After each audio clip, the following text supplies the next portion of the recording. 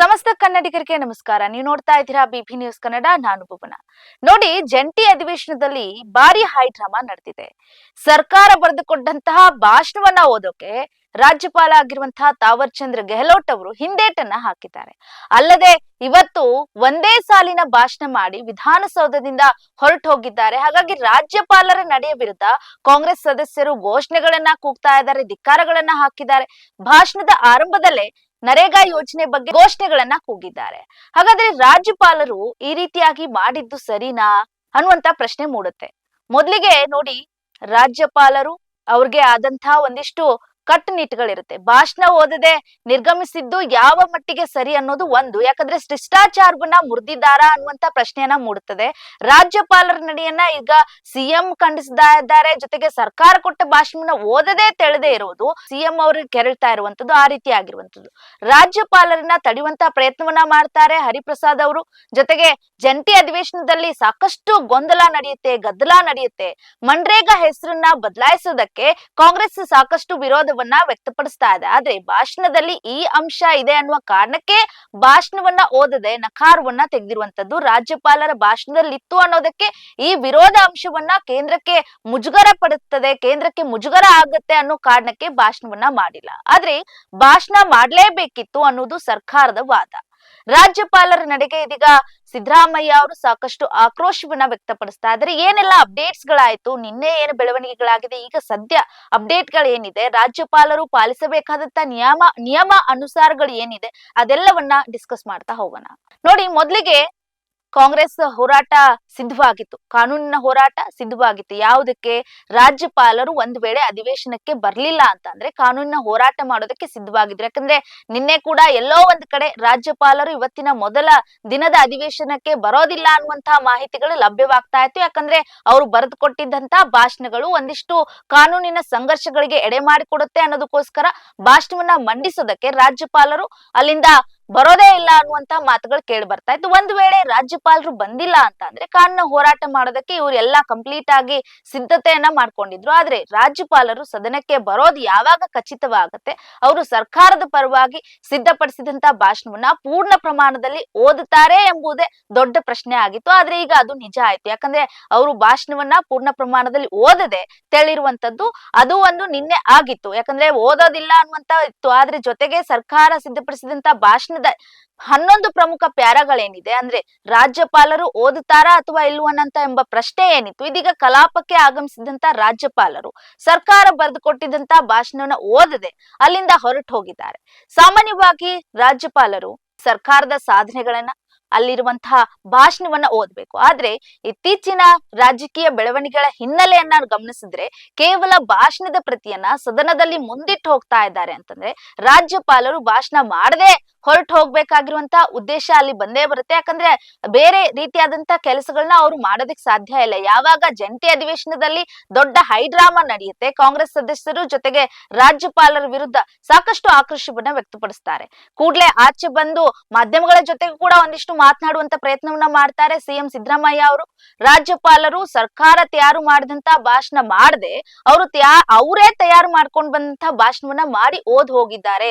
ಆ ಮೂಲಕ ಸಂವಿಧಾನವನ್ನ ಉಲ್ಲಂಘನೆ ಮಾಡಿದ್ದಾರೆ ರಾಜ್ಯಪಾಲರು ಕೇಂದ್ರ ಸರ್ಕಾರದ ಕೈಗೊಂಬೆ ಆಗಿದ್ದಾರೆ ಅಂತ ಹೇಳಿ ಸಿದ್ದರಾಮಯ್ಯ ಅವರು ಸಾಕಷ್ಟು ಕಿಡಿಕಾರ್ತಾರೆ. ಸನ್ಮಾನ್ಯ ರಾಜ್ಯಪಾಲರು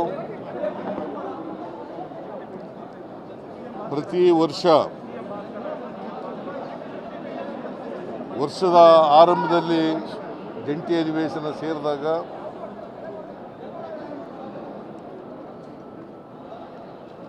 ಮತ್ತು ಹೊಸ ಸರ್ಕಾರ ಬಂದಾಗ ಜಂಟಿ ಅಧಿವೇಶನ ಉದ್ದೇಶಿಸಿ ಭಾಷಣ ಮಾಡ್ತಕ್ಕಂಥದ್ದು ಸಂವಿಧಾನದ ರೀತಿಯ ರಾಜ್ಯಪಾಲರ ಕರ್ತವ್ಯ. ಆರ್ಟಿಕಲ್ 176, 163 ಬಹಳ ಸ್ಪಷ್ಟವಾಗಿ ಹೇಳ್ತದೆ, ರಾಜ್ಯಪಾಲರು ಅವರು ತಯಾರು ಮಾಡಿದಂಥ ಭಾಷಣವನ್ನು ಓದಾಗಿಲ್ಲ. ಕ್ಯಾಬಿನೆಟ್ ಏನು ಪ್ರಿಪೇರ್ ಮಾಡಿಕೊಡ್ತದೆ, ಸರ್ಕಾರದ ಸಚಿವ ಸಂಪುಟ ಏನು ತಯಾರು ಮಾಡ್ತದೆ ಭಾಷಣ, ಆ ಭಾಷಣವನ್ನು ಓದಲೇಬೇಕು. ನೋಡಿ, ರಾಜ್ಯಪಾಲರು ಜಂಟಿ ಅಧಿವೇಶನದಲ್ಲಿ ಸರ್ಕಾರ ಬರೆದುಕೊಟ್ಟಂತಹ ಭಾಷಣವನ್ನ ಓದದೆ ತಾವೇ ತಯಾರಿಸಿದಂತಹ ಭಾಷಣ ಓದಿದ್ದಕ್ಕೆ ಇವರಿಗೆ ಸಾಕಷ್ಟು ಕೋಪ ಬಂದಿದೆ. ಆದ್ರೆ ಕೇಂದ್ರಕ್ಕೆ ಅವಮಾನ ಆಗದೆ ಇರುವಂತ ನಿಟ್ಟಿನಲ್ಲೂ ಕೂಡ ಅವರು ಜವಾಬ್ದಾರಿಯನ್ನ ತೆಗೆದುಕೊಳ್ಬೇಕಾಗತ್ತೆ. ರಾಜ್ಯಪಾಲರು ಒಂದೇ ಲೈನ್ ನಲ್ಲಿ ಭಾಷಣ ಮಾಡಿ ವಿಧಾನಸೌಧದಿಂದ ಹೊರಟು ಹೋಗ್ತಾರೆ. ಬೆನ್ನಲ್ಲೇ ಮಾಧ್ಯಮಗಳ ಜೊತೆ ಇವರೆಲ್ಲರೂ ಮಾತನಾಡ್ತಾರೆ, ಎಷ್ಟು ಗದ್ದಲ ನಡೆಸ್ತಾರೆ, ಗಲಾಟೆಯನ್ನ ಮಾಡ್ತಾರೆ. ರಾಜ್ಯಪಾಲರು ಸಂವಿಧಾನಕ್ಕೆ ವಿರೋಧವನ್ನ ಮಾಡ್ತಾ ಇದ್ದಾರೆ, ಸಂವಿಧಾನವನ್ನ ಅಗೌರವ ತೋರಿದ್ದಾರೆ ಅಧಿವೇಶನಕ್ಕೆ, ಹಂಗೆ ಹಿಂಗೆ ಎಷ್ಟು ಗಲಾಟೆ ಮಾಡ್ತಾರೆ. ನೋಡಿ, ಅಧಿವೇಶನ ಮಾಡೋದ್ ಯಾಕೆ, ಏನೆಲ್ಲ ಆಗ್ತಾ ಇದೆ, ಸರ್ಕಾರದಿಂದ ಸಾಧ್ಯತೆಗಳೇನಿದೆ, ಬಾಧ್ಯತೆಗಳೇನಿದೆ, ಏನೆಲ್ಲ ಇವ್ರು ಮಾಡಿದ್ದಾರೆ ಅದನ್ನ ಚರ್ಚೆ ಮಾಡ್ಬೇಕಾಗತ್ತೆ. ವಿಶೇಷತೆಗಳನ್ನ ಅಧಿವೇಶನದಲ್ಲಿ ಚರ್ಚೆ ಮಾಡ್ಬೇಕಾಗತ್ತೆ. ಇವ್ರು ಕೊಟ್ಟಿರುವಂತಹ ಭಾಷಣ ಕೇಂದ್ರ ಸರ್ಕಾರದ ಮನ್ರೇಗಾ ಯೋಜನೆಯನ್ನ ರದ್ದು ಮಾಡೋದ್ರ ಬಗ್ಗೆ, ಅದನ್ನ ರದ್ದು ಮಾಡಿ ವಿಬಿಜಿ ರಾಮ್ಜಿ ಕಾಯ್ದೆಯನ್ನ ಹೊಸದಾಗಿ ತರ್ತಾ ಇರೋದ್ರ ಬಗ್ಗೆ, ಇದಕ್ಕೆ ನಮ್ಮ ಸರ್ಕಾರದಿಂದ ಸಾಕಷ್ಟು ತೀವ್ರ ವಿರೋಧವಿದೆ. ಒಂದು ಮಹಾತ್ಮ ಗಾಂಧಿ ಅವರ ಹೆಸರನ್ನ ತೆಗೆದಿರೋದಕ್ಕೆ, ಮತ್ತೊಂದು ಮನಮೋಹನ್ ಸಿಂಗ್ PM ಆಗಿದ್ದಾಗ ರೈಟ್ಸ್ ಟು ವರ್ಕ್ ಅಂತ ಏನಿತ್ತು, ರೈಟ್ಸ್ ಟು ಫುಡ್ ಅಂತ ಏನಿತ್ತು, ರೈಟ್ ಟು ಎಜುಕೇಶನ್ ಅಂತ ಏನಿತ್ತು, ಅದನ್ನೆಲ್ಲವನ್ನ ತಂದಿದ್ರು. ಆದ್ರೆ ನರೇಗಾ ಉದ್ದೇಶ ಹಳ್ಳಿಗಳಲ್ಲಿ ಕಾರ್ಮಿಕರಿಗೆ 100 ದಿನ ಉದ್ಯೋಗವನ್ನ ನೀಡೋದಾಗಿತ್ತು. ರೈತರಾಗಿರ್ಬೋದು, ದಲಿತರಾಗಿರ್ಬೋದು, ಮಹಿಳೆಯರಾಗಿರ್ಬೋದು, ಈ ಎಲ್ಲರೂ ಕೂಡ ಈ ಲಿಸ್ಟ್ ನಲ್ಲಿ ಬರ್ತಾರೆ. ಯಾಕಂದ್ರೆ ಉದ್ಯೋಗ ಖಾತ್ರಿ ಅಡಿಯಲ್ಲಿ ತಮ್ಮ ಊರನ್ನ ಜಮೀನಲ್ಲಿ ಕೆಲಸ ಮಾಡಬಹುದಿತ್ತು. ಆದ್ರೆ ಇದನ್ನೇ ಕೇಂದ್ರ ಸರ್ಕಾರ ರದ್ದು ಮಾಡಿದೆ ಅಂತ ಹೇಳಿ ಆಕ್ರೋಶವನ್ನ ವ್ಯಕ್ತಪಡಿಸಿದ್ರು. ಈಗಿನ ಕಾಯ್ದೆಯಲ್ಲಿ ಎಲ್ಲಿ ಕೆಲಸ ಮಾಡೋದು ಅಂತ ಕೇಂದ್ರ ಸರ್ಕಾರ ತೀರ್ಮಾನ ಮಾಡ್ತಿದೆ. ಮೊದಲು ಯಾವಾಗ ಬೇಕಿದ್ರು ಕೆಲಸ ಮಾಡಬಹುದಿತ್ತು, ಪಂಚಾಯಿತಿಗಳ ಆಕ್ಷನ್ ಪ್ಲಾನ್ ಪ್ರಕಾರ ಮಾಡ್ತಿದ್ರು. ಆದ್ರೆ ಈಗಿನ ಕಾಯ್ದೆಯಲ್ಲಿ ಅದು ಇಲ್ಲ. ವಿರೋಧ ಪಕ್ಷದವರು ಉದ್ದೇಶಕ ಪೂರ್ವಕವಾಗೇ ಇದನ್ನ ಮಾತನಾಡ್ತಾ ಇದ್ದಾರೆ. ನಮ್ಮ ಉದ್ದೇಶ ಮನ್ರೇಗಾ ಮರುಸ್ಥಾಪನೆ ಮಾಡಬೇಕು, ರಾಮ್ಜಿ ಕಾಯ್ದೆಯನ್ನ ರದ್ದು ಮಾಡಬೇಕು ಅಂತ ಹೇಳಿ ಆಗ್ರಹಿಸಿದ್ರು. ಯಾವಾಗ ರಾಜ್ಯಪಾಲರು ಕೇಂದ್ರ ಸರ್ಕಾರದ ಕೈಗೊಂಬೆ ಆಗಿದ್ದಾರೆ, ಹಾಗಾಗಿ ಸರ್ಕಾರ ತಯಾರು ಮಾಡಿದಂತ ಭಾಷಣವನ್ನ ಓದೋದಕ್ಕೆ ಹಿಂದೇಟ್ ಹಾಕಿದ್ದಾರೆ ಅಂತ ಹೇಳಿ ಇವ್ರು ಹೇಳ್ತಾ ಇದ್ದಾರೆ. ತಾವೇ ತಯಾರಿಸಿಕೊಂಡು ಬಂದಿದ್ದಂತ ಭಾಷಣವನ್ನ ಓದಿದ್ದಾರೆ. ಆ ಮೂಲಕ ಅವರು ಸಂವಿಧಾನ ಉಲ್ಲಂಘನೆಯನ್ನ ಮಾಡಿದ್ದಾರೆ, ಸಂವಿಧಾನದ ವಿರುದ್ಧವಾಗಿ ನಡೆದುಕೊಂಡಿದ್ದಾರೆ, ಜನಪ್ರತಿನಿಧಿಗಳ ಸಭೆಗೆ ಅವಮಾನ ಆಗಿದೆ. ಈ ಸಂಬಂಧ ನಮ್ಮ ಸರ್ಕಾರ, ಪಕ್ಷ, MLA MLCಗಳು ಕಾನೂನು ಹೋರಾಟ ಮಾಡ್ತೀವಿ ಅಂತ ಹೇಳಿದ್ದಾರೆ. ಯಾಕೆ ಮಾಡ್ಲಿಲ್ಲ ಅನ್ನುವಂತ ಒಂದು ಪ್ರಶ್ನೆ ಇರುತ್ತೆ. ಓಕೆ, ಈ ಬಗ್ಗೆ ಇನ್ನಷ್ಟು ಚರ್ಚೆನ ಮಾಡೋದಕ್ಕೆ ನಮ್ಮ ಜೊತೆಗೆ ಬಿಜೆಪಿ ವಕ್ತಾರರಾಗಿರುವಂತಹ BV ಗಣೇಶ್ ಅವರಿದ್ದಾರೆ. ಅವ್ರನ್ನ ಮಾತನಾಡಿಸ್ತಾ ಹೋಗೋಣ. ಸರ್, ಅದೇ ಈಗ ಸಂವಿಧಾನದಲ್ಲಿ ಏನು ವಿಧಾನಸೌಧದಲ್ಲಿ ಅಧಿವೇಶನದಲ್ಲಿ ಸಾಕಷ್ಟು ಗಲಾಟೆ ನಡೀತಾ ಇರುವಂತದ್ದು, ಇದಕ್ಕೆ ಸಂವಿಧಾನ ಉಲ್ಲಂಘನೆ ಮಾಡಿದ್ದಾರೆ, ಸಂವಿಧಾನ ವಿರೋಧವಾಗಿ ನಡ್ಕೊಂಡಿದ್ದಾರೆ ಅನ್ನುವಂತ ಮಾತು. ಸರ್, ಏನ್ ಹೇಳ್ತೀರಾ? ಸಂವಿಧಾನ ವಿರೋಧಿ ಅನ್ನೋ ಪದಕ್ಕೆ ಅರ್ಥವೇ ಇರೋದಿಲ್ಲ. ಯಾಕೆ ಅಂತಂದ್ರೆ ರಾಜ್ಯ ಸರ್ಕಾರ ಮತ್ತೆ ಕೇಂದ್ರ ಸರ್ಕಾರಗಳು ಸಮನ್ವಯದಿಂದ ಯಾವಾಗ್ಲೂ ಅಭಿವೃದ್ಧಿ ಚಿಂತನೆಗಳನ್ನ ಮಾಡಬೇಕು. ಕಾಲು ಕೆರ್ಕೊಂಡು ಜಗಳಕ್ಕೆ ಬೀಳತಕ್ಕಂತ ನೀತಿಯನ್ನ ರಾಜ್ಯ ಸರ್ಕಾರ ಪ್ರತಿಯೊಂದು ಹಂತದಲ್ಲೂ ಕೇಂದ್ರ ಸರ್ಕಾರದ ವಿರುದ್ಧ ಹೋಗ್ತಾ ಇದೆ. ಸೌಹಾರ್ದ ಮನೋಭಾವ ಅನ್ನತಕ್ಕಂತ ಪದಗಳಿಗೆ ರಾಜ್ಯ ಸರ್ಕಾರ ತಿಲಾಂಜಲಿ ಇಟ್ಟಿದೆ. ಅದು ಮಾತಾಡಿದ್ರೆ ದ್ವೇಷ ಮತ್ತೆ ರೋಷ ಮತ್ತೆ ಏನೋ ಒಂದು ರೀತಿ ಕೆಟ್ಟ ಸಂಪ್ರದಾಯದಲ್ಲಿ ಮಾತಾಡ್ತಿರೋದ್ರಿಂದ ಪ್ರತಿಯೊಂದರಲ್ಲೂ ಕೊಂಕು ತೆಗೆದು ಜಗಳಕ್ಕಿಳಿಯುವ ನೀತಿ ಅನುಸರಿಸ್ತಾ ಇರೋದ್ರಿಂದ ಇದಾಗಿದೆ. ಆಮೇಲೆ ಕೇಂದ್ರ ಸರ್ಕಾರದಲ್ಲಿ ಏನಾದ್ರೂ ಇವರಿಗೆ ಗೊಂದಲಗಳಿದ್ದರೆ ಅಥವಾ ಏನಾದ್ರೂ ಕ್ಲಾರಿಫಿಕೇಶನ್ ಬೇಕಿದ್ರೆ ಕೇಳಬಹುದು. ಅದು ಬಿಟ್ಟ ಕೇಂದ್ರ ಸರ್ಕಾರಗಳನ್ನ ತೆಗೆತಕ್ಕಂತ ಪದಗಳನ್ನ ಅಳವಡಿಸಿ ಅದನ್ನ ಭಾಷಣದಲ್ಲಿ ಓದಿಸಿ ರೆಕಾರ್ಡ್ ಹೋಗೋ ರೀತಿಯಲ್ಲಿ ಮಾತನಾಡಿಸಿ ಒಂದ್ ರೀತಿ ಸಂವಿಧಾನವನ್ನೇ ಇಕ್ಕಟ್ಟಿಗೆ ಸಿಕ್ಸತಕ್ಕಂತ ನೀತಿಯನ್ನ ಅನುಸ್ತಾ ಇರೋದು ರಾಜ್ಯ ಸರ್ಕಾರ. ಯಾಕೆ ಅಂತಂದ್ರೆ ಒಬ್ಬ ರಾಜ್ಯಪಾಲರು ಕೂಡ ತಮ್ಮ ಏನ್ ಹೇಳ್ಬೇಕು, ಯಾರನ್ನ ಯಾವ ರೀತಿ ಹೇಳ್ಬೇಕು ಅನ್ನತಕ್ಕಂತ ವ್ಯವಧಾನ ಇದೆ, ಒಂದು ನೀತಿ ಇರುತ್ತೆ. ನಾವು ಬರ್ಕೊಟ್ಟಂಗೆ ಹೇಳ್ಬೇಕು ಅನ್ನತಕ್ಕಂತ ನೀತಿಯನ್ನ ಅನುಸರಿಸ್ತಾ ಇರೋದು ಕೇಂದ್ರ ಸರ್ಕಾರದ ಕೊಳಕುತನ, ಇದು ರಾಜ್ಯ ಸರ್ಕಾರದ ಕೊಳಕುತನ ನೀತಿ. ಸರ್, ಎಲ್ಲ ಒಂದ್ ಕಡೆ ಈಗ ನೋಡಿ, ನರೇಗಾ ಉದ್ದೇಶ ಏನಾಗಿತ್ತು, ಹಳ್ಳಿಗಳಲ್ಲಿ ಕಾರ್ಮಿಕರಿಗೆ 100 ದಿನ ಉದ್ಯೋಗ ಕೊಡ್ಬೇಕಂತಿತ್ತು, ರೈತರಿಗೆ, ದಲಿತರಿಗೆ ಅಲ್ಲಿ ಉದ್ಯೋಗ ಖಾತ್ರಿ ಆಗ್ಬೇಕು ಅನ್ನೋದಿತ್ತು. ಆದ್ರೆ ಅದನ್ನೇ ಈಗ ಕೈ ಬಿಟ್ಟಿದ್ದಾರೆ ಅನ್ನೋದು ಅವರ ಒಂದು ವಾದ. ಸರ್ ಮೇಡಮ್ ನಾವು ಹೆಸರನ್ನ ಬದಲಾವಣೆ ಮಾಡಿರತಕ್ಕಂಥದ್ದು ಒಂದು ವಿನಃ ಬಿಟ್ರೆ ಯಾವುದೇ ನೀತಿಗಳನ್ನ ಬದಲಾವಣೆ ಮಾಡಿಲ್ಲ. ನೀವು ಯಾವಾಗ್ಲೂ ಕೂಡ ಒಬ್ಬ ಮನುಷ್ಯ ತನಗೆ ಬುದ್ಧಿ ಬಂದಾಗ ಒಂದು ಹೆಸರನ್ನ ತನ್ನ ಇಷ್ಟಕ್ಕೆ ಬದಲಾಯಿಸ್ಕೊಳ್ತಾನೆ. ಅಂದ್ರೆ ಮನುಷ್ಯ ವ್ಯಕ್ತಿತ್ವ ಬದಲಾಗಲ್ಲ. ಹಾಗಾಗಿ ನಾವು ಆ ಹೆಸರಲ್ಲಿ ಸಾಕಷ್ಟು ದುರುಪಯೋಗ, ಅವ್ಯವಹಾರ, ಸಾಕಷ್ಟು ಇದ್ದಂತ ಜಾಬ್ ಕಾರ್ಡ್ಗಳನ್ನ ಅದನ್ನೇ ಉಪಯೋಗಿಸ್ಕೊಂಡು ಹೋಗ್ತಿದ್ರೆ ಹೊರತು ಒಂದು ಅಪ್ಡೇಟ್ ಮಾಡ್ಲಿಕ್ಕೆ ಅಥವಾ ಏನ್ ಅವ್ಯವಹಾರ ಆಗ್ತಿದೆ ಅದು ತಡೆಗಟ್ಟಲಿಕ್ಕೆ ಮತ್ತೊಂದು ಒಳ್ಳೆ ವ್ಯವಸ್ಥೆ ತರಲಿಕ್ಕೆ ಹೆಸರನ್ನು ಬದಲಾಯಿಸಿದೀವಿ ಅಷ್ಟೇನೆ. ನಾವು ಅದರಲ್ಲಿರ್ತಕ್ಕಂಥ ನೀತಿಗಳನ್ನಾಗಲಿ ಸವಲತ್ತುಗಳನ್ನಾಗಲಿ ಎಲ್ಲೂ ಇದು ಮಾಡಿಲ್ಲ. ಆಮೇಲೆ 100 ದಿವಸಗಳ ಇದ್ದಂತ ಉದ್ಯೋಗ ಖಾತ್ರಿಯನ್ನ 125 ದಿವಸ ಕೊಟ್ಟಿದ್ದೀವಿ. ಆಮೇಲೆ ನಿಮಗೆ ಏನಾದ್ರೂ ಅಸಮಾಧಾನ ಇದ್ದರೆ ಏನಾಗಿದ್ದರೆ ಹೀಗ್ ಮಾಡಿ ಅಂತ ಹೇಳಿ ನೀವು ಪ್ರತಿಯೊಂದು ಕಾಲು ಕರ್ಕೊಂಡು ಜಗಳಕ್ಕೆ ಬೀಳೋ ನೀತಿಯನ್ನು ಅನುಸರಿಸ್ತಿದ್ರೆ ಎಷ್ಟು ದಿವಸ ಅಂತ ನೀವೇನ್ ಶಾಶ್ವತವಾಗಿರ್ತಾರೆ? ಕೇಂದ್ರ ಸರ್ಕಾರ ವ್ಯವಸ್ಥೆ ಶಾಶ್ವತವಾಗಿರ್ಬೇಕಲ್ವಾ? ವ್ಯವಸ್ಥೆಗೆ ಪೂರಕವಾದಂತ ನೀತಿಗಳನ್ನ ಅಳವಡಿಸ್ಕೊಂಡು ನೀವು ಸಲಹೆ ಕೊಡಿ. ಅವ್ರೀಗ ಆರೋಪ ಏನ್ ಮಾಡ್ತಾರಂದ್ರೆ ರಾಜ್ಯಪಾಲರು ಕೇಂದ್ರ ಸರ್ಕಾರದ ಕೈಗೊಂಬೆ ಆಗಿದ್ದಾರೆ ಅಂತ ಹೇಳಿ ಸಿಎಂ ಸಿದ್ದರಾಮಯ್ಯ ಅವರು ಕಿಡಿಕಾರ್ತಿದ್ದಾರೆ. ಈಗ ಕಾಂಗ್ರೆಸ್ ಹೈಕಮಾಂಡ್ ಸಿದ್ದರಾಮಯ್ಯನವ್ರ ಕೈಗೊಂಬೆ ಆಗಿದೆಯೋ? ಕಾಂಗ್ರೆಸ್ ಹೈಕಮಾಂಡ್ ಸಿದ್ದರಾಮಯ್ಯನವ್ರ ಕೈಗೊಂಬೆ ಆಗಿದೆಯೋ? ಯಾರ ಕೈಗೊಂಬೆ? ಅದೆಲ್ಲ ಬಾಯಿ ಬಂದಂಗ್ ಮಾತಾಡೋದು ಅವ್ರ ವ್ಯಕ್ತಿತ್ವಕ್ಕೆ ಸ್ಥಾನಮಾನಕ್ಕೆ ತಕ್ಕಂತ ಗೌರವ ಅಲ್ಲ. ಕೈಗೊಂಬೆ ಆಗಿದ್ದಾರೆ, ಅವ್ರ ಅಡಿಯಾಳಾಗಿದ್ದಾರೆ, ಇದೆಲ್ಲ ಏನೋ ಮಾತಾಡ್ಬೇಕು ಅಂತ ಮಾತಾಡಬಾರ್ದು. ಒಂದು ರೀತಿ ಪ್ರಬುದ್ಧತೆಯಿಂದ ಮಾತಾಡಿದಾಗ ಇದೆಲ್ಲ ಚಿಕ್ಕ ಮಕ್ಕಳು ಆಡ್ತಾರೆ. ಗುಲಾಮ್ ಆಗ್ಬಿಟ್ಟವನೆ, ಕೈಗೊಂಬೆ ಆಗ್ಬಿಟ್ಟವನೆ, ಅವ್ರು ಹೇಳ್ದಂಗೆ ಕೇಳ್ತಾನೆ, ಅವ್ನ್ ಸ್ವಂತ ಬುದ್ಧಿ ಇಲ್ಲ. ಇದೆಲ್ಲ ಸ್ಥಾನಮಾನಕ್ಕೆ ವ್ಯಕ್ತಿತ್ವಕ್ಕೆ ಉಪಯೋಗಿಸತಕ್ಕಂತ ಮಾತಲ್ಲ ಮೇಡಮ್.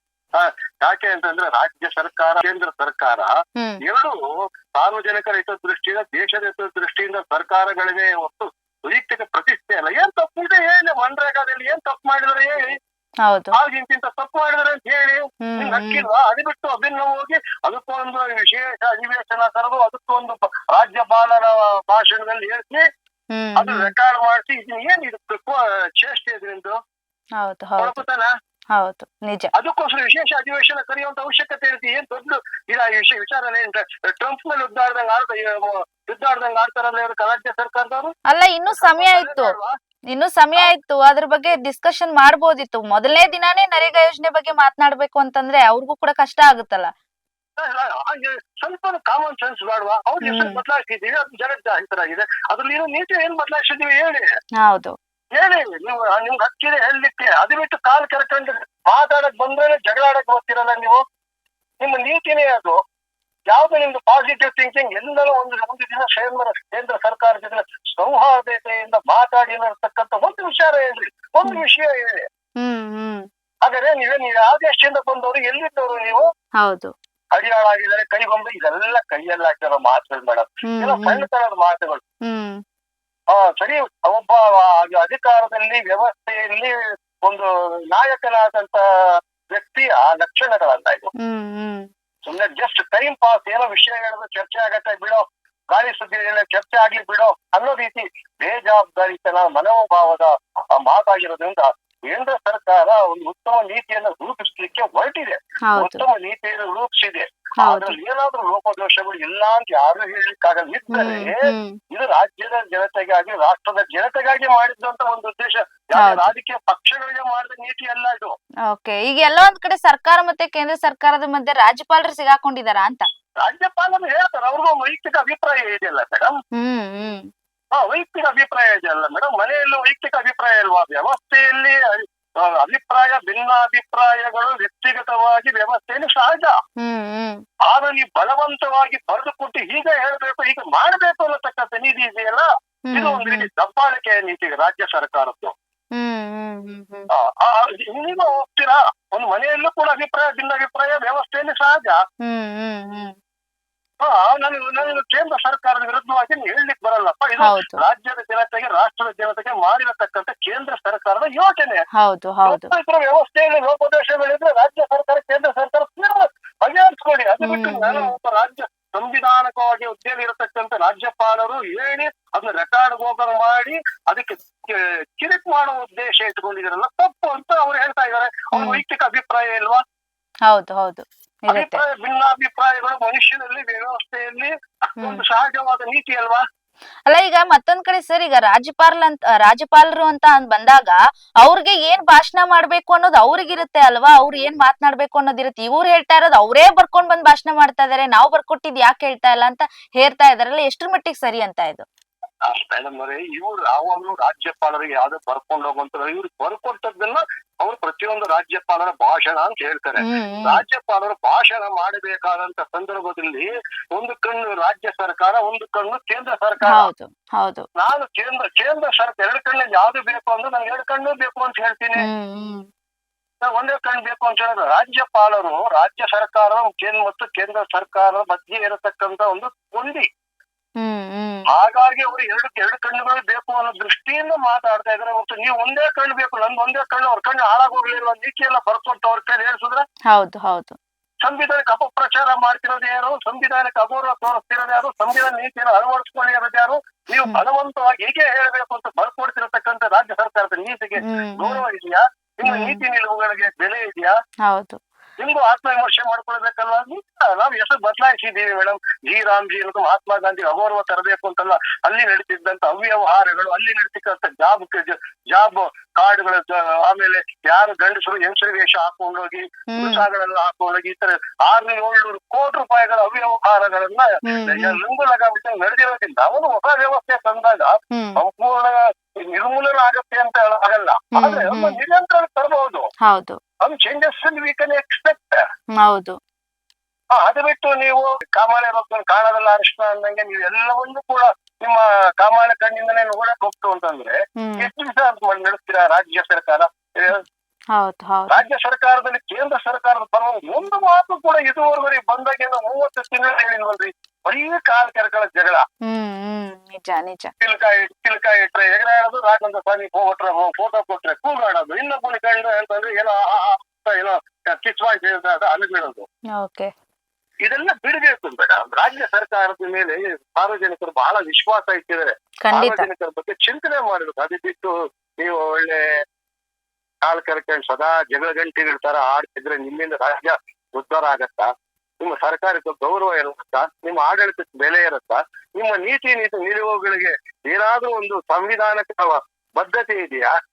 ಅಂದ್ರೆ ಅವ್ರ ಅಂತಾರೆ, ನಾವ್ ಭಾಷಣ ನೀವು ಸ್ಟಾರ್ಟ್ ಮಾಡ್ಬೇಕಿತ್ತು, ನಾವು ಚರ್ಚೆ ಮಾಡ್ತಿದ್ವಲ್ಲ, ಏನ್ ತಪ್ಪಿದೆ ಈ ಯೋಜನೆಗಳಲ್ಲಿ, ಏನ್ ಆಗ್ಬೇಕಿತ್ತು ನಾವ್ ಚರ್ಚೆ ಮಾಡ್ತಿದ್ವಲ್ಲ ಅಂತಾರ ಅವ್ರು ಹೇಳಿರೋದು.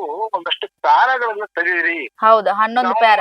ನಮಗೆ ಕೆಲವೊಂದು ಪದಗಳು ನೀವು ಬೈಯೋದ್ರಲ್ಲಿ ತಪ್ಪಿಲ್ಲ ಅಂತ ಹೇಳ್ತೀವಿ, ಕೆಲವು ಪದಗಳನ್ನು ಉಪಯೋಗಿಸಿ ಬೈತಿರಲ್ಲ, ಆ ಪದಗಳಿಂದ ಆಗತಕ್ಕಂತ ನೋವು ಅಷ್ಟೇನೆ.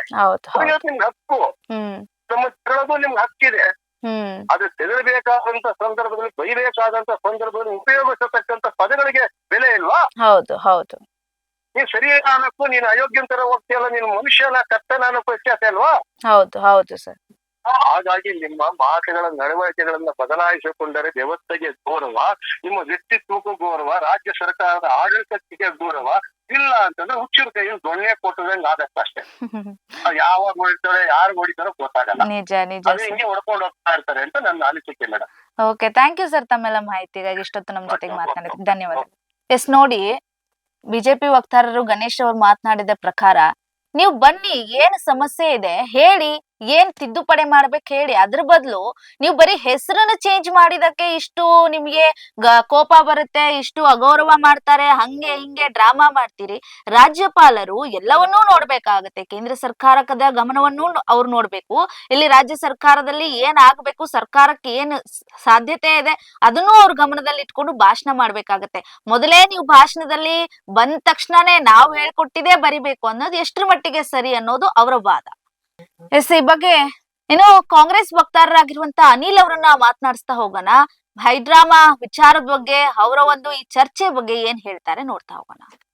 ಸರ್, ಈಗ ಅದೇ ನಾವು ನೋಡ್ತಾ ಇದ್ವಿ, ವಿಧಾನಸೌಧದಲ್ಲಿ ಸಾಕಷ್ಟು ಹೈಡ್ರಾಮಾ ನಡೀತಾ ಇದೆ. ಏನು ಕಲಾಪಕ್ಕೆ ಆಗಮಿಸಿದಂತ ರಾಜ್ಯಪಾಲರು ಸರ್ಕಾರ ಬರೆದುಕೊಟ್ಟಿದ್ದ ಭಾಷಣ ಓದದೆ ಅಲ್ಲಿಂದ ಹೋಗಿದ್ದಾರೆ ಅನ್ನುವಂಥದ್ದು ನಿಮ್ಗೂ ಗೊತ್ತಿರತ್ತೆ. ಸೊ ಏನಂತ ಅಂದ್ರೆ ಇದ್ರ ಬಗ್ಗೆ ಏನ್ ಮಾತನಾಡಕ್ ಇಷ್ಟಪಡ್ತೀರಾ ಸರ್? ಇದೊಂದು ಮೇಡಮ್ ಅಸಂವಿಧಾನಿಕ ನಡೆ ಮೇಡಮ್ ರಾಜ್ಯಪಾಲರದು. ಈ ಒಕ್ಕೂಟ ವ್ಯವಸ್ಥೆಯಲ್ಲಿ ಎಲ್ಲಾ ರಾಜ್ಯಗಳು ತಮ್ಮ ತಮ್ಮ ಸ್ವಾಯತ್ತತೆಯನ್ನ ಕಾಪಾಡ್ಕೊಳ್ಳಿಕ್ಕೋಸ್ಕರ ರಾಜ್ಯಪಾಲ ಒಂದು ಸಾಂವಿಧಾನಿಕ ಹುದ್ದೆನ ನಾವು ಕಾಪಾಡ್ಕೊಂಡ್ ಬಂದಿದ್ದೀವಿ. ಇವರು ಯಾವ್ದೋ ಒಂದು ಪಕ್ಷದ ಕೈಗೊಂಬೆಯಾಗಿ ವರ್ತಿಸ್ತಾ ಇರೋದು ತುಂಬಾ ದುಃಖದ ವಿಚಾರ ಇದು. ಅಲ್ಲ ಸರ್, ಅವ್ರು ಕೇಂದ್ರದ ನಡೆಯನ್ನು ಕೂಡ ನೋಡ್ಬೇಕಾಗತ್ತಲ್ಲ, ಕೇಂದ್ರ ಸರ್ಕಾರದ ಬಗ್ಗೆನು ಚಿಂತನೆ ಮಾಡ್ಬೇಕಾಗತ್ತೆ. ನೀವು ಕೊಟ್ಟಿರುವಂತಹ ಭಾಷಣ ದ್ವೇಷ ಭಾಷಣ ಅಂತ ಅಂತಾರ ಅವರು. ಅಲ್ಲ, ಪ್ರೂವ್ ಆಗ್ಬೇಕಲ್ವಾ ಅದನ್ನ. ಅದಕ್ಕೆ ನೋಡಿ, ಅದನ್ನ ಹೇಳ್ಲಿಕ್ಕೆ ಇವ್ರು ಯಾರು? ನೋಡಿ ಅದಕ್ಕೆ ಅದು ದ್ವೇಷ ಭಾಷಣನೋ ಇಲ್ಲ ಒಂದು ಒಳ್ಳೆ ಭಾಷಣನೋ ಅಭಿವೃದ್ಧಿ ಭಾಷಣನೋ ಹ್ಮ್ ಒಂದು ಒಳ್ಳೆ ಸಾರ್ವಜನಿಕ ಉದ್ದೇಶ ಇಟ್ಕೊಂಡು ಅಭಿವೃದ್ಧಿ ಕಾರ್ಯಕ್ರಮಗಳಿರುವಂತ ಭಾಷಣ ಅಂತ ನಿರ್ಧಾರ ಮಾಡೋರು ಯಾರು? ಹ್ಮ್ ರಾಜ್ಯಪಾಲರು ಅಲ್ಲ. ಹ್ಮ್ ಕಾನೂನು ಪ್ರಕಾರ ಹೋರಾಟ ಮಾಡಿದಾಗ ಹ್ಮ್ ನಾವು ಕೋರ್ಟ್ಗೆ ಹೋಗ್ಬೇಕಾಗುತ್ತೆ. ಇದಕ್ಕೆ ಸುಪ್ರೀಂ ಕೋರ್ಟ್ ಮಧ್ಯ ಪ್ರವೇಶ ಮಾಡ್ಬೇಕಾಗುತ್ತೆ. ಹ್ಮ್ ಇಡೀ ಒಕ್ಕೂಟ ವ್ಯವಸ್ಥೆ ಇದುವರೆಗೂ ಕರ್ನಾಟಕ ರಾಜ್ಯದ ಇತಿಹಾಸದಲ್ಲಿ ಯಾವೊಬ್ಬ ರಾಜ್ಯಪಾಲರು ಕೂಡ ಹ್ಮ್ ಇಂತಹ ಒಂದು ದುರ್ನಡತೆಯನ್ನ ತೋರಿಸಿಲ್ಲ. ಸರ್, ಸಾಮಾನ್ಯವಾಗಿ ರಾಜ್ಯಪಾಲರ ಕೆಲಸ ಏನು? ಸರ್ಕಾರದ ಸಾಧನೆಗಳನ್ನ ಭಾಷಣವಾಗಿ ಓದ್ಬೇಕನ್ನೋದಲ್ಲ ಸರ್. ಮೇಡಮ್, ಅದು ಒಂದು ಸಂವಿಧಾನಿಕ ಹುದ್ದೆನ ಘನತೆಗೆ ಗೌರವನ ಗೊತ್ತಿದ್ರೆ ಮೇಡಮ್, ಭಾಷಣ ಏನು ಅಂತ ಪೂರ್ತಿ ಓದವ್ರ ಅವ್ರು ಹೋಗ್ಲಿ ಪರ್ಸನಲ್ ಆಗಿ ಓದವ್ರ? 11 ಪ್ಯಾರಾಗ್ರಾಫ್ ಇದೆಯಲ್ಲ ಸರ್, ಇದೆ ನರೇಗಾ ಯೋಜನೆ ಆಗಿರ್ಬೋದು, ಮತ್ತೆ ಏನು ರಾಮ್ಜಿ ಅವ್ರ ಇದನ್ನ ಬಿಡಬೇಕು ಅನ್ನೋದು ತಾನೇ ಉತ್ಸವ ನಿಮ್ದು. ಮೂರ್ತಿ ತರ ಬಂದು ವಿಧಾನಸೌಧದಲ್ಲಿ ಉತ್ಸವ ಮೂರ್ತಿ ತರ ಬಂದು ಹೋಗ್ತಾರಲ್ಲ, ಹ್ಮ್ ಇವ್ರಿಗೆ ಯಾಕೆ ನಮ್ ತೆರಿಗೆ ಹಣದಲ್ಲಿ ಇವ್ರಿಗೆ ಯಾಕೆ ನಾವು ಸಂಬಳ ಕೊಡ್ಬೇಕು? ಹ್ಮ್ ಹ್ಮ್ ಇವ್ರನ್ನ ರನ್ ಮಾಡ್ತಾ ಇರೋದು ನಮ್ಮ ತೆರಿಗೆ ಹಣದಲ್ಲಿ ಮೇಡಮ್. ಹ್ಮ್ ಒಕ್ಕೂಟ ವ್ಯವಸ್ಥೆ ಮಾರಕ ಅಲ್ವಾ ಇದು?